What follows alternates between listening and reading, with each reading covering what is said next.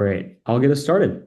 So, hello, everybody. My name is Alex, and I'm the technical manager for this Learning Lab session titled Translating Nutrition Research Outputs into Policy Lessons from the PASHFARM Project. We're joined here today by two great session facilitators, Maureen Chesarek and Mark Corrier, who both worked on the PASHFARM project and are here to tell us all about it today. I'm really excited you're here taking part in ANH 2026. We're super excited for this robust and interactive session today. I'm just going to offer a few quick reminders about the Learning Labs and this session in particular. First, anything you might need to access about the conference materials or other sessions can be found on our website. Second, the session will be recorded and posted to the Academy website before the end of the conference. And while all participants have been muted upon entry, we invite you to introduce yourselves using the chat feature. You can just tell us your name, where you're joining us from, and the organization you work with. We encourage you to share your webcam video if your bandwidth allows. And if you have questions during the session, we invite you to share them in the chat throughout. And lastly, if at any point you experience any technical issues, please check your audio settings and internet connection, and you can always try to reconnect to the session using the same Zoom link you did before. You can also send me a private message using the chat feature if you require extra help. So with that all said, I'll turn it over to Maureen and Mark to get the session started. Yeah, so thank you, Alex. So just let me know if I have shared the screen.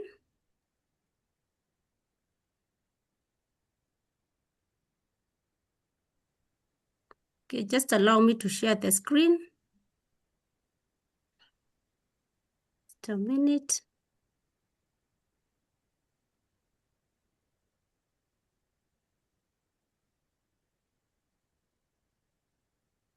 Okay, thank you very much. Can you see my screen? Yeah, looks great. Yes, we can. Yes, thank you very much. Yeah, I see mentees.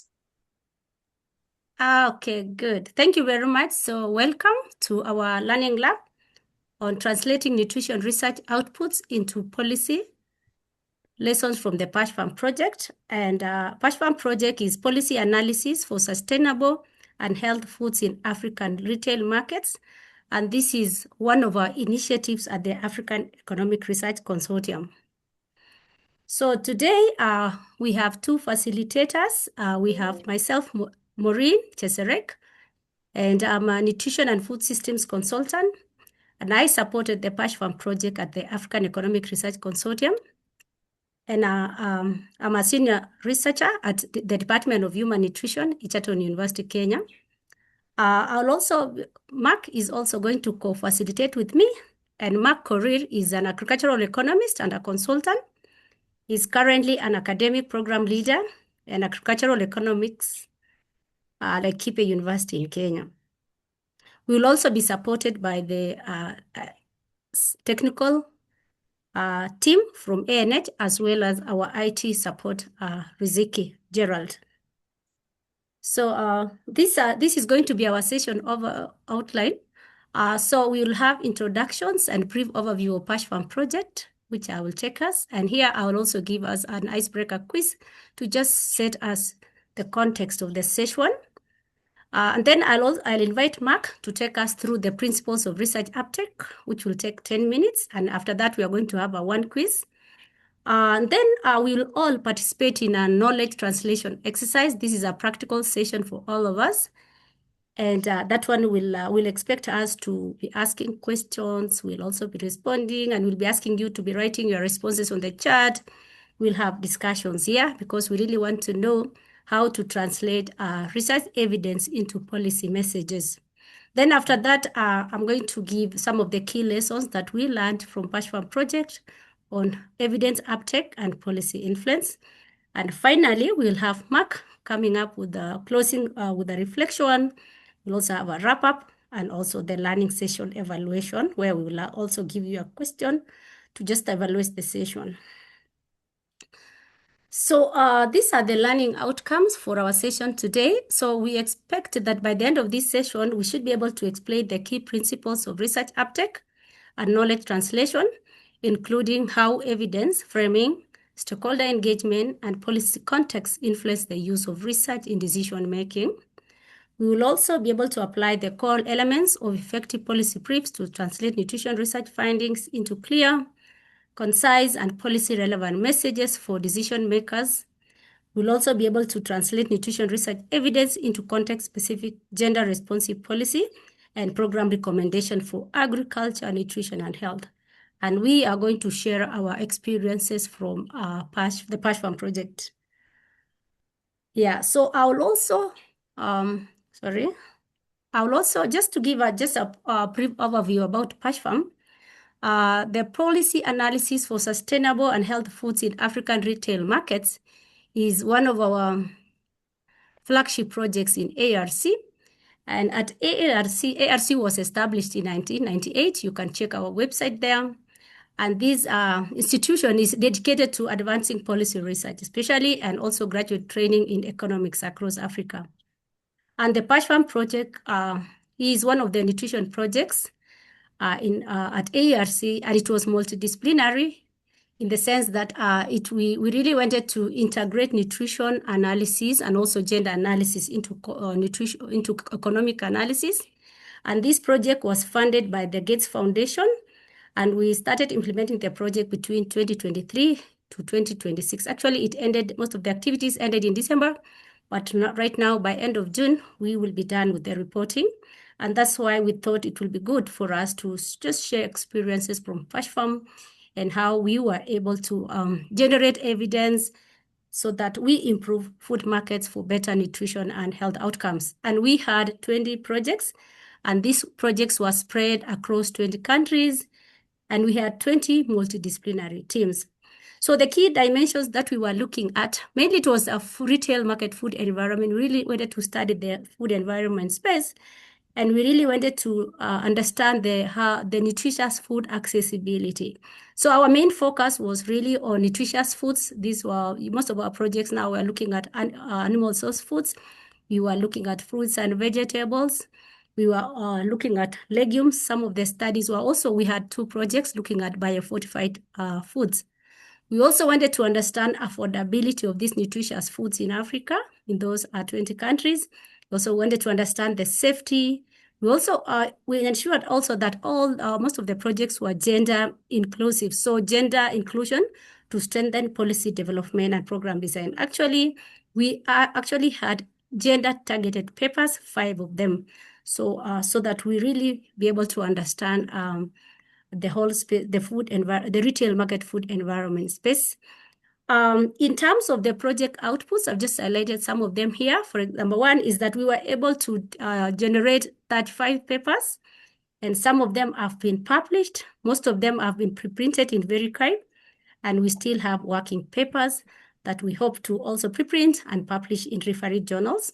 We also developed 25 policy briefs to inform evidence-based policy and decision-making.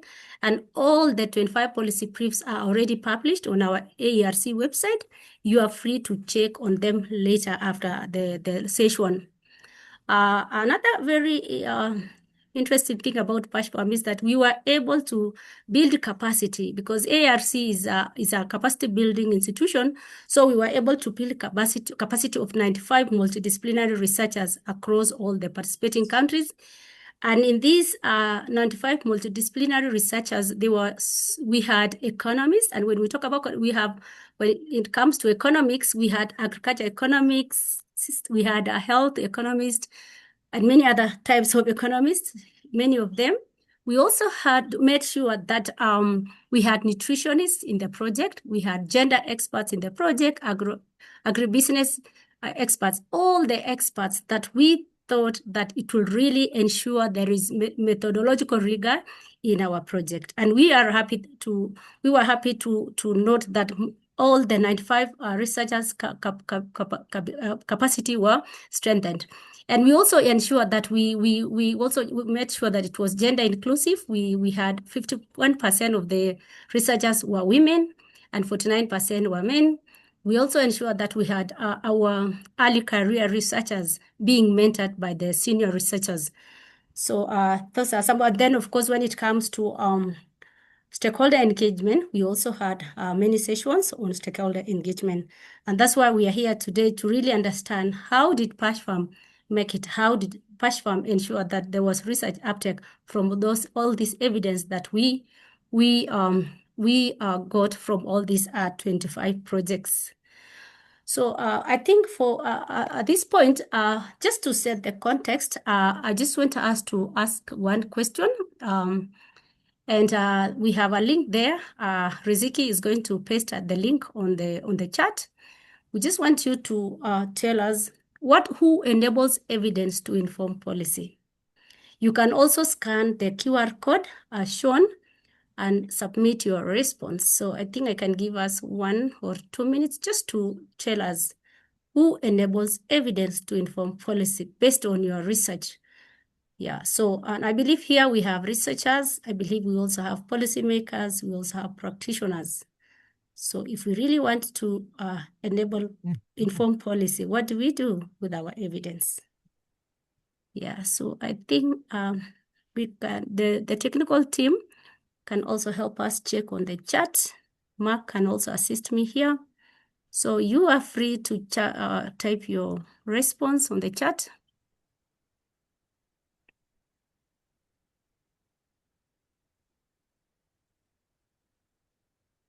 So you can just use one word, like for example, if it is government or researchers. Yeah, so just let us know. Yeah, I can see responses are coming out. Yeah, can see many themes coming out. We have communicators, we have stakeholders.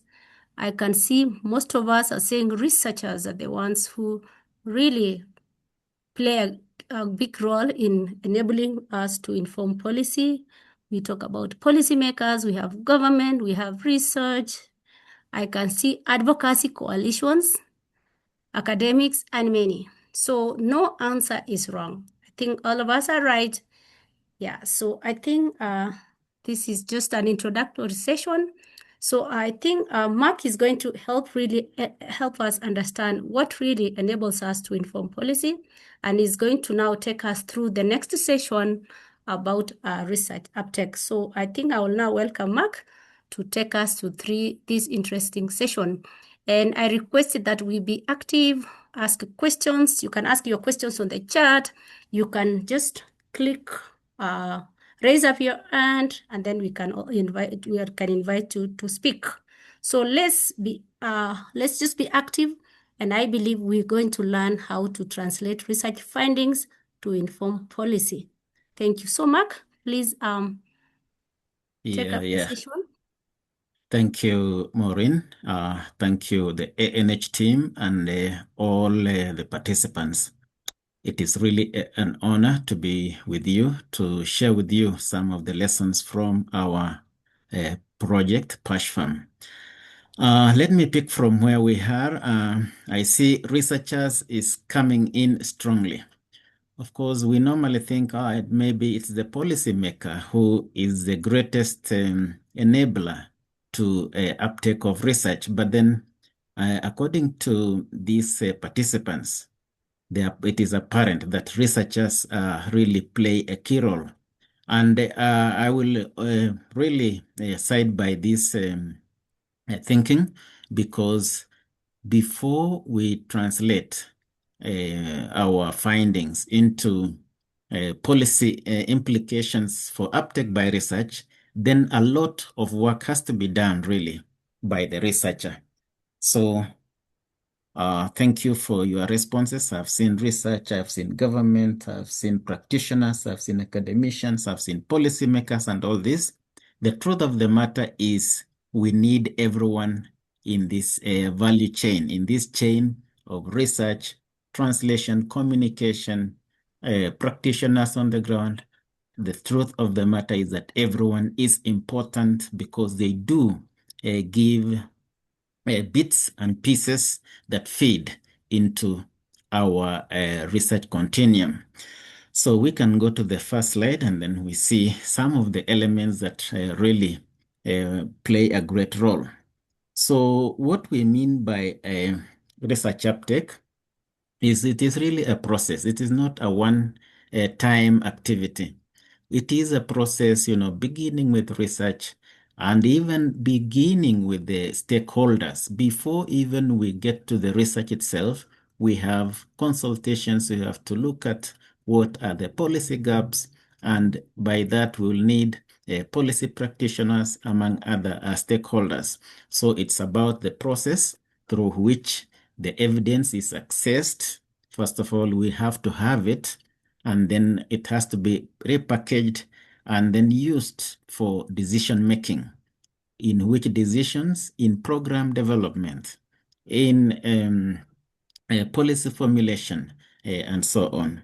So it goes beyond the usual dissemination. I remember in ARC, we were used to just disseminating. Once we say, okay, the papers have been developed, you just have a dissemination workshop, and that was it. Then with time, we said, okay, is our research causing any impact? So we now have to go back and say, after dissemination, what has happened? Do we see any policy that has been informed by our research? So we need to go beyond dissemination, beyond just a workshop that says, okay, these are our results. So it goes beyond that, and we emphasize various pathways through which the research findings are disseminated or are go through before they become a part of policy. So on our right, we see two people. We see a practitioner and a researcher, and they're arguing and saying, what do we do? If we are able to come together and make, some consensus, have some consensus, then it will be easy for us to reach some level where the practitioner, the policy person, is able to pick some of the findings that can be translated into policy formulation. So with that, we can now look at some of the key elements. And the first one we would want to consider is stakeholder engagement. One thing I know, it may not be very, very easy to engage stakeholders before a project comes into place. Most of the time, we will not have time and even resources as researchers to do this, but then it is incumbent upon us to ensure that as the project kicks off, then we have this kind of engagement, and then if need be, then we refine our research problems or what are the real problems on the ground. And I'm happy with ANH. I saw in a previous call, there was a requirement that which policy gap are you trying to fill? So it was already pushing researchers to think about their work. I am proposing to work on this topic or on this research. Then you already start thinking upfront on what is it that you want to address? What is the gap, policy gap? And when that happens, then it is now easy to even reach out to the policy people and other stakeholders in the industry so that you can already know where the problems are. So I am happy that despite the fact that we did not have these stakeholder engagements upfront in PASHFARM, we were able to do that immediately the program began. So Maureen has already talked of various practitioners, and we see there were so many of them, nutritionists, gender, and so on. So again, these stakeholders need not just come once. It is an iterative process. So continuous engagement, we may have what we may call inception workshops, we may have mid-review, we may have end of project, we may even have evaluation. And when you evaluate, you still get a lot of lessons in the project. So this PASHFARM did, quite a number of these reviews, inception, and so on. Now, I've already highlighted the element of policy priorities, and this you will know this through a literature review, of course, and also through uh, practitioners who are already in the field doing research and doing program implementation. So it would be important for the researcher and the team of researchers to know what the gap that exists, which is the existing gap that your research would address. So alignment is important, and we'll later be talking about not only just aligning about policy priority, but also about the timing, because we have a very good example, like the policy cycle that we have, like, for example, when there's budgeting, annual budgets, for example, then our research should come in at the right time to inform a policy formulation. Of course, if I digress a little bit, we had a project in ARC that was on on taxation and optimal taxation levels and so on. And you would find that if there were delays in the results coming out, you would find that the cycle would not probably match with the research results. So let me just mention about the institutional and the political context.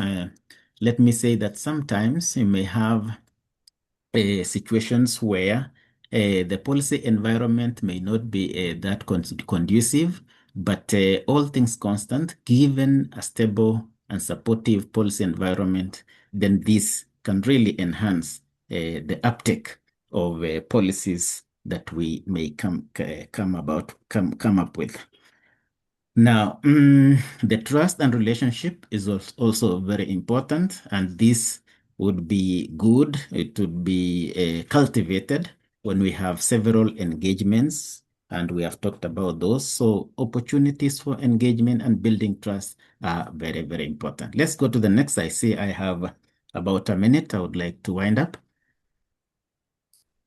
Next one, please. Next slide. Yes. Sorry, Mark. Yeah, so let me wrap up this final slide by talking about clear communication. And here we want to mention specifically about research jargon and very academic, literature writings. Economists, I know if you are here, you like a lot of models and so on. And if you don't see a big equation, or you think maybe these results are not credible, or probably it's not well done. So the idea here is the work that is summarized into policy brief should be very, very easy to read and just carrying the message and not, clouded in academic jargon. Sometimes there may be need to do capacity building so that people know how to develop very good briefs that are impactful. We have some references there. I think let us quickly go to the last one, last slide. So Thanks, that Mark. Thank you, Mark. In case, maybe if you have any question, you can ask before we can allow you to answer the question that we have in the next slide. So if you have any question, you can unmute yourself. You raise up your hand, we will unmute you, or you can also write your question on the chat.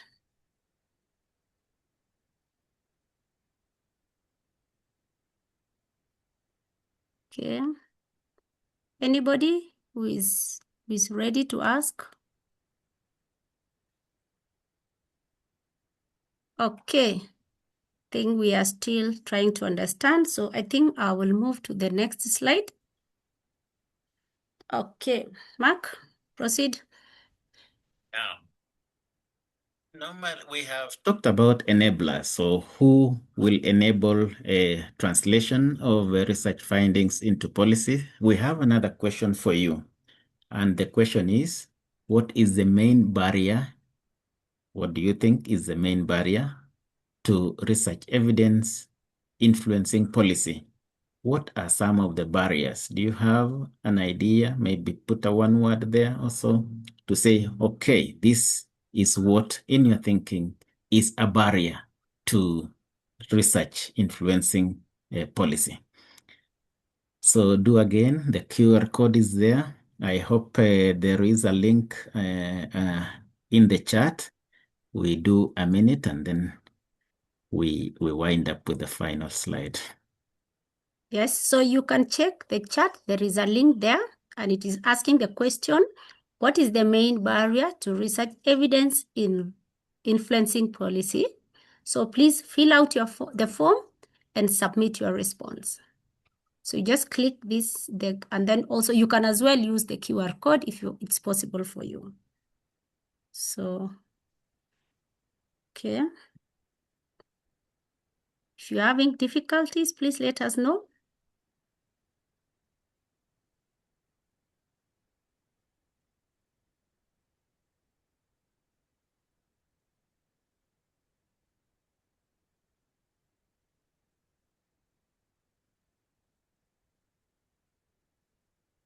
I can see politics is huge.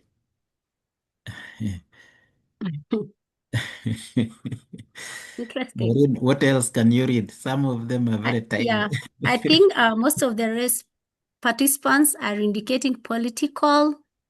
Then I can see communication between researchers is also a barrier. I Yes. can see evidence generators, which is us researchers. Researchers, yeah. Yeah, we also have political interests, research agenda.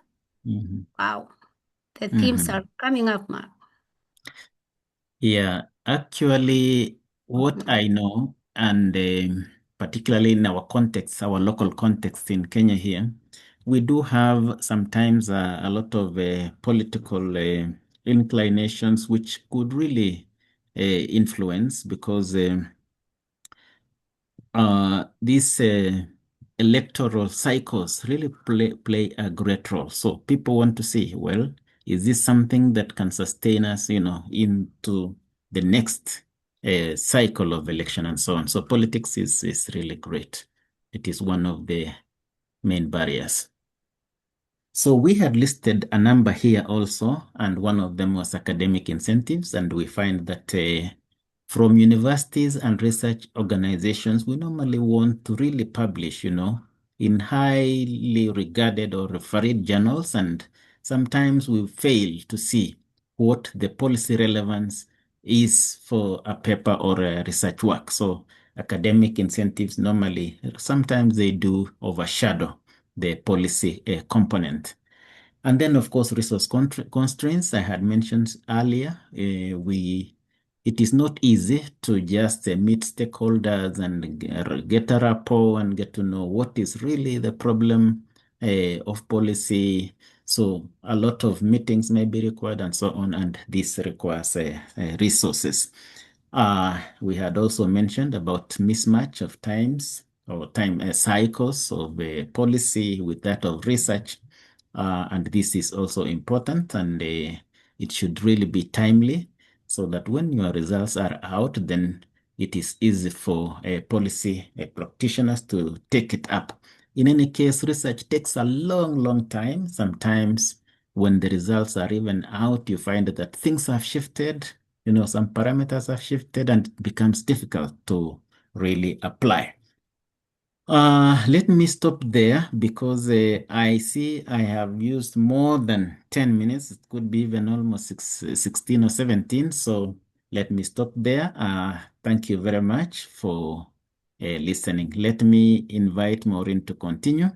Please, Maureen, take the floor. So thank you so much, Mark. I think participants, we've really got some information about how we are supposed to engage our stakeholders to ensure that our evidence is taken up and it informs our decision making. So in this next session, we're going to have a practical exercise. So in the interest of time, we will, I extracted 3 key findings from from one of our research work in PASHFARM, and we had shared some of the materials online, so you can still get them. So we have this paper that was done by Opondo and the team. So the paper, the technical paper itself is pre-printed on Verikive. It reads, Role of Urban Retail Markets in Access and Consumption of Fruits and Vegetables in Kenya. The team were able to draft a policy brief, and it's breaking barriers to nutrition, policy pathways for sustainable fruit and vegetable access and consumption in Kenya. So you can still access them online. So you find that most of the time as researchers, we can really do a very good research, and you have the findings, but now communicating these findings to policymakers and practitioners usually becomes a challenge. And Mark has taught us that we really need to communicate our findings in such a way that policymakers really understand us, and they can even use our findings to inform decisions. And this is where the gap comes in, the knowledge translation. So knowledge translation is the process of synthesizing, communicating, and also applying this research evidence. We want to ensure that this evidence that we've generated is used by the policymakers, the programmers, and everybody else to support informed decision-making, policy development, and program implementation. So that is my definition, but you can always get a different definition. But the key thing is about us synthesizing this evidence that we have, we are communicating it, and we want to apply it. We want to inform decision-making. So this exercise, it's a small exercise, and I hope this is a continuous process of learning. So in this knowledge translation exercise, we have the materials. So I'll request maybe you can click on the link. When you are registering, there is a link there. You can get the material there. And the activity here will be guided. So it's a guided analysis using structured questions to translate 3 key research findings into policy messages and research uptake considerations. So I'll be giving you, in between, I'll be giving you 3 minutes to just draft a policy message from the finding that I will give you. So you'll be provided with 3 key findings. So we'll start with the first finding. So the first finding, we'll try to do it together. So and these 3 findings are drawn from the research paper and the policy brief that I've shown you. And then I'll also provide you with some guiding questions to now develop your policy message. And then I'll ask you to rephrase each finding into a clear, non-technical policy message. You find that researchers, we usually, in our findings, we are so used to statistics, p-value. The policymakers may not really understand your p-values. If we use our technical language, they will not really understand us. They'll just remain on the shelves. So how do we now communicate to these decision makers so that they can take up the recommendations that we got from our study? We'll also link. So the questions will also help us link each message to an actionable policy or program decision. So it depends on the kind of finding we will see. And so you have to have the action. What is it that you want the policymakers to do? So it would be more, I would really request it that we make it more interactive. Like when I post the finding, I will read the finding, and then you will try. All of us will try to answer the guiding questions. And you'll also, on the chat, you can now type your policy message, and we can pick up from there. I will also request us to, maybe if you want, you can also raise up your hand and contribute verbally. I requested that we make it, if you just ask any question and we are ready to answer. And then for this policy message that we are going to write, I would like you to write it using this format. So we have the evidence, we have the policy implication, and then now we have the action direction. What is it that you want the policymakers to do? After we've seen the message, we will also try to assess the quality features of the policy message at the end. So let's start. And yeah. So these are the key findings. So in this study, I was able to extract 3 key findings. So the first key finding is around consumer access to fruits and vegetables in formal and informal markets. So this is a study that was done in Gishu County in Kenya, and it was done in Eldoret City. So it was an urban retail market food environment. So please, let's read the finding on this on the left side and the guiding question. So I'll read for us. You can as well read. And I'll also ask you to take 3 minutes to write a simple, non-technical policy message and post it in the chat, or you can raise up your hand to contribute verbally. So let me assist you with reading. So it's the study that these researchers, this finding was most consumers obtain fruits and vegetables from both informal and formal markets, but usage patterns differ by gender. Women predominantly use informal markets, that is about 82%, while men are more likely to use the formal markets. You see, it's about 31% compared to the informal markets. Another key finding that came out was informal markets are generally closer to households. You can see the distance. And are more frequently accessed on foot. That is, people would just walk to informal markets there. We call it in Kenya, mama mbogas. Yeah. Or sometimes they call them soko mjinga. So, however, they are perceived as less safe compared to formal markets. So participants, I request that we read the finding, and then at the end, I would like us to post a policy message from this finding. Maybe to guide us, we'll have you ask, whenever you're writing a policy message, you ask yourself from these findings, because this is a lot of technical stuff, you ask yourself, what is the key message in this finding? Who is most affected by the differences in market access and use? What does this evidence imply for urban food market planning or policy? What specific action should policymakers take based on this finding? How would you translate this finding into a one-sentence policy message? So I think we can try all of us. So yeah, you can use the chat. You can as well raise up your hand. And I can see most PASHFARM researchers are here. We requested that they can also assist us in checking on the chats. So I request that we use the chat to write a policy message here. So I see our researchers here, Chegere, can see patients. Yeah. So let's try to write something, just write something. Okay, so we can take 3 minutes to write a message on the chat. You are also free to raise up your hand and ask verbally.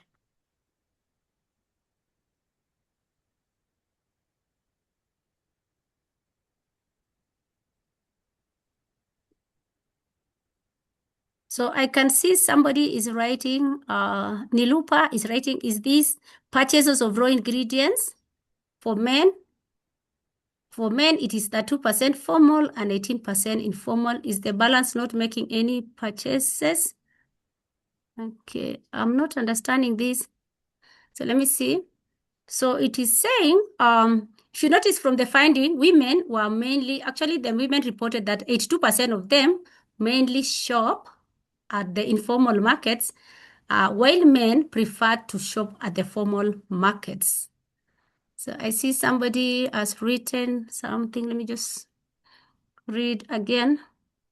Make local markets. So somebody, Santi, thank you. You've written, make local markets safer, accessible, so families can buy fruits and vegetables more easily and more often. So Santi, so and check whether your message has all the as the evidence, ensure it has the policy relevance, and also indicating it also indicates the action that the policymakers are doing. I can also see Alex. Alex has written, thank you, Alex. So you've written, women purchase fruits and vegetables in informal markets most of the time in Kenya. So that is the evidence. Nutrition communication about healthy benefits of fruits and vegetables could be placed in informal markets to increase consumption and improve health. So I see for Alex, it has the evidence, then it has the action direction. Can I see the policy relevance in yours, Alex? nutrition about clear. Then I can see Anjali. She's written, informal markets need to be made gender sensitive. So thank you, Anjali. So for Anjali, I can see Anjali has indicated the action direction for the policymakers. That is, informal markets need to be made gender sensitive. So Anjali, the policymaker may need to see the evidence. So you may want to add the evidence and then the policy relevance of that evidence. And then now you include now your policy, the policy direction that you want the policymakers to take. We also have Patience.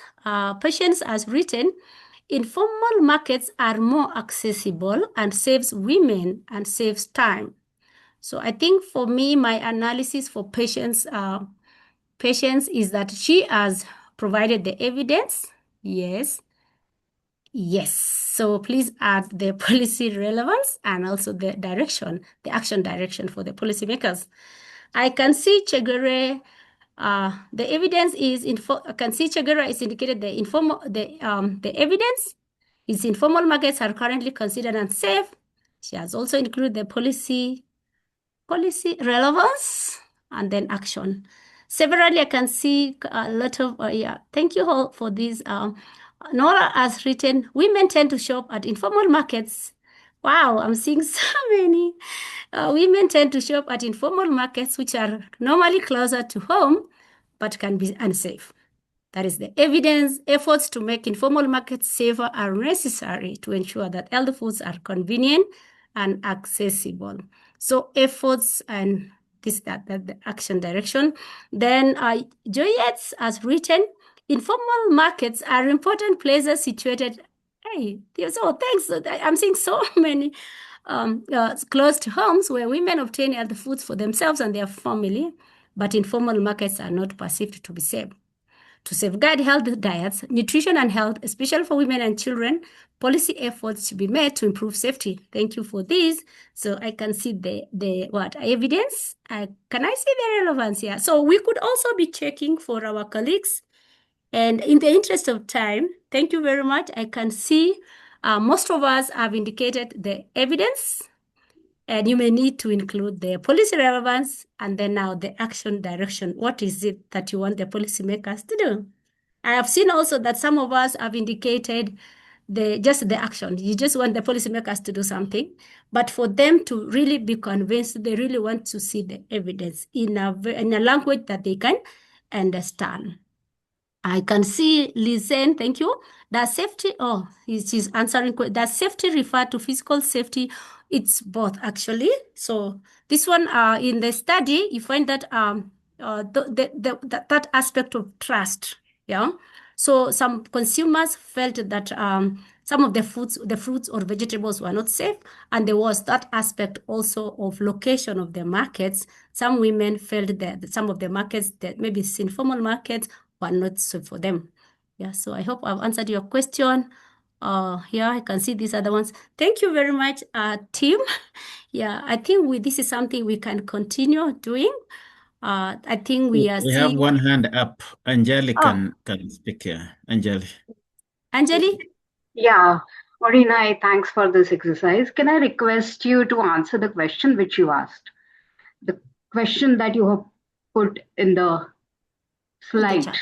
So I would like to hear the correct answer from you. Oh, okay. Thank you very much. Or the suggestions from you rather than just discussion. Yes. I do have a suggestion. Thanks. So let me now close the chat. Mark, you'll assist me there. Yeah. So this is how I thought, and you will help me also. Yeah, we are all learning this. So this is how I have answered it. So in terms of, so I said, when you have a finding like this, you can see there's a lot of scientific jargons around here, and policymakers may not really understand us. So this is how I saw that maybe if we put it like this, the policymakers can, or practitioners can understand us. So the first question is, what is the key message in this finding? So that is, you as the researcher, you really must understand the evidence. And in this, I thought consumers access fruits and vegetables mainly through informal markets, which are closer and more accessible, but there are clear gender differences in use and in perceptions of safety between informal and formal markets. So do you think this evidence a policymaker or practitioner or anybody can understand this finding? I will give you time to answer that. Then in terms of the audience, so for us also when we are developing a policy message, it's also important for you to understand the audience who are the most affected by these differences in market access and use. And here we said it's women. If you look at that policy message, we have women. We also have the low income and transport constrained households. We have consumers who prefer to just shop at nearby markets, and also those ones who are very sensitive to safety issues. Then in terms of policy relevance, and I noted most of us may not have indicated that, urban food systems are shaped by proximity, gender, transport, and safety. Therefore, we are telling the policymakers that they really need to recognize both informal and also formal markets when we are looking at the food system in totality. We should not just focus on the formal markets. So, and then I also said, as you draft your policy message, you need to also to consider the action direction focus. So here it's about improving infrastructure and safety, integrating informal markets into urban planning and regulation, improving transport, designing gender-responsive market policies, and also supporting safe local access. So finally, colleagues, this is a message that I thought our policymakers in Uasin Gishu County would be able to really take up and make decisions around informal and formal markets. So you can read, how is it? So the policy message one here, I thought would be in terms of, so again, you need to break it. You see that finding was really huge. So you need to break it into maybe policy message 1 or even 2 or 3, depending on the findings or the policy focus areas that you've identified from your finding. So you can see this one, we've said, women rely heavily on informal markets for fruits and vegetables, and these markets are more accessible but perceived as less safe than formal markets. Therefore, informal markets should be prioritized as critical food access points through now investments in sanitation, lighting, and the rest. So you see here, if you look at this policy message, we have the evidence, and you can see the women mostly relying on that, also in terms of accessibility, but of course there is that aspect of safety. Then in that policy message, our policy message again, we can still see relevance. Yeah, it is a key access point. It impacts food safety, health. So this will be more attractive to our policymaker. They will be like, okay, so our markets are not safe. Yeah, we will have huge impact on health of our consumers. So we need to really address this issue. And the action direction now, what are we telling them? So in this case, you have to use verbs that resonate very well with policymakers. So here we are telling them, you need to upgrade sanitation, lighting, security, and facilities. You need to integrate informal markets. Let's not just look at them as a secondary thing. Like in our country, you find in our country, mostly we have the formal markets, and the informal markets, sometimes they just change their locations all the time. So this is what we are telling. I also thought this could be another policy message that you could derive from that finding. So in terms of now informal markets, because we've seen most of the women who are getting their fruits and vegetables. And if you look at it, it's in Kenya, mostly women are the purchasers of food. So we said informal markets are closer to households than formal markets and are a major source of fruits and vegetables for most consumers. Therefore, they should be formally integrated now into urban planning. This is where now we talk about multi-sectoral. It's now urban planners coming in, market development, and food system strategies. And if you analyze that message, you can easily see the evidence. So the policymaker can be able to see the evidence. You can see it's closer to households. And then policy relevance, yeah, it's central to nutritious food access, yes, but we've not really sufficiently integrated it into our planning and investment frameworks. And then what are we telling the policymakers? We're telling them to integrate. So it is possible maybe in some cities, maybe Nairobi or which other cities in Kenya, but perhaps if they're not really integrated sufficiently, that they need to integrate these informal markets now into the county plans. We usually have what we call the county CIDPs, the county integrated plans of in Kenya. So in that case, we are telling them now to integrate them into that. And of course, focusing now on the infrastructure and also the surfaces. Then in terms of governance also, we are also telling them you need to strengthen your governance, like in terms of licensing, secure trading spaces, and even protect these informal food vendors from displacement, not just asking them to be shopping from here. Next time you're displacing them from there, you're telling them to move around. So strengthening governance. Yeah. So I think that is it. If you have a question, you can ask. You are free to open. And then again, so just to summarize this question, these are some of the quality features of a strong policy message from your finding. So you need to really be clear. You must have a clear objective. Like for this work, you find that it was focusing on improving access to affordable fruits and vegetables because the policymakers really need to know what is it. And then in terms of equity, for us, nutrition and health, equity is the thing. So who is it targeting? And in this case, it was targeting women and low-income consumers. And policy relevance, action-oriented language, and also multi-directional. Yeah, any question? I see our time is really moving very fast in the interest of time. Okay. Any question? Anybody? Have I answered anybody's question? Okay. So there is another key finding here. Number 2. So you can also check if you can be able to type something very quickly. So the key finding number 2 is now on consumption. So this one is saying adult men and women consume only about 2 servings of fruits and vegetables per day in Eldoret City, which is less than half of the WHO recommendations of 5 servings. And they also found that 3.4% of the adults met the recommendations, and there was no meaningful difference between men and women. So, so you can also take, I think 1 minute, you can just write quickly a policy message, quick policy message, ensuring that it has the evidence, it has the policy relevance, and also it has the policy direction. So in this case, you ask yourself, what is the problem? Who is affected? Why is this happening? So what? Why does it matter anyway? And what can be done? And who should act? So I don't know if I can see people writing. Let me check if there are people writing. Yeah. Okay. You can Maureen, quickly. let me answer something that Rana is asking. Yes. Yeah, Rana is asking from the vendors of informal markets point of view, how can we make these policy suggestions favorable to them? So let me attempt and then you can fill in some other suggestions.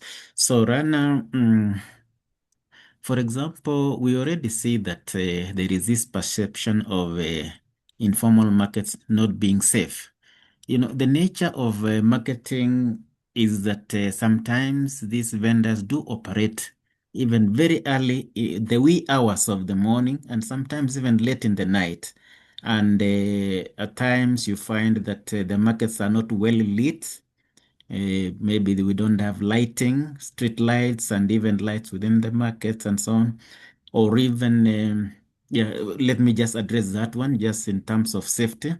And therefore, if this county government could infuse some of their actions into their CIDPs, the implementation plans, so that maybe in the next round of the budgeting, they do have street lighting or lighting at the market or some kind of, improved security, probably even posting some guards, to be within the market's late hours, then this will really, really help them to operate in these odd times safely without being in fear of some trouble. So that's how I can answer this. Maybe Maureen, you can add, or you can still interact and see how. Yeah. Okay, thank you, Mark. Let me not add because of the time.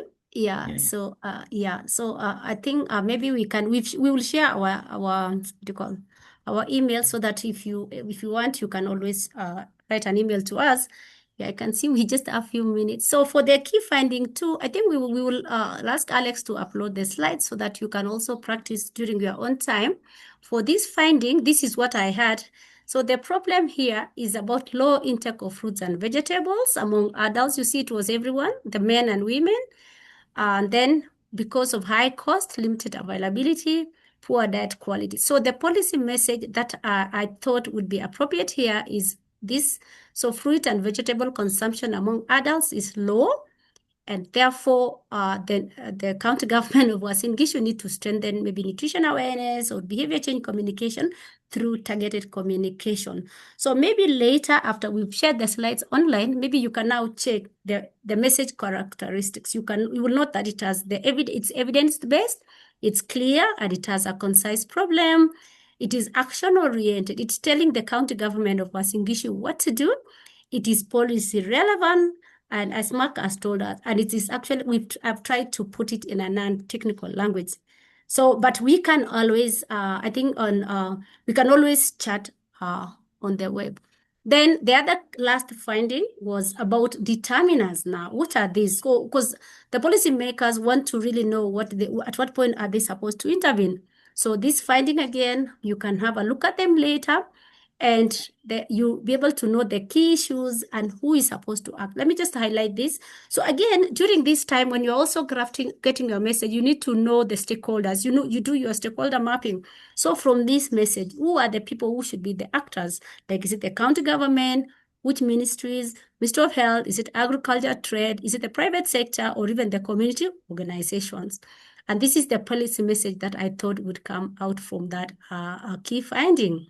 And you also need to check your message characteristics. If it is you provide the evidence, as I said earlier in that format, indicate the evidence, the policy relevance, and provide the action. You need to show the policymakers what they need to do to improve access and consumption of fruits and vegetables. So I think that is it.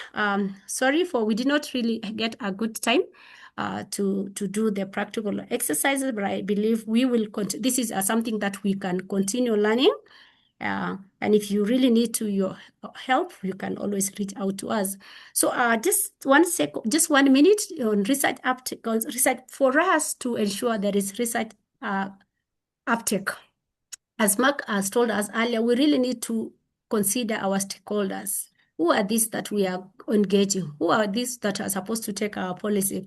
Does it require multi-sectoral collaboration? You saw it was about market infrastructure. It was even talking about nutrition education.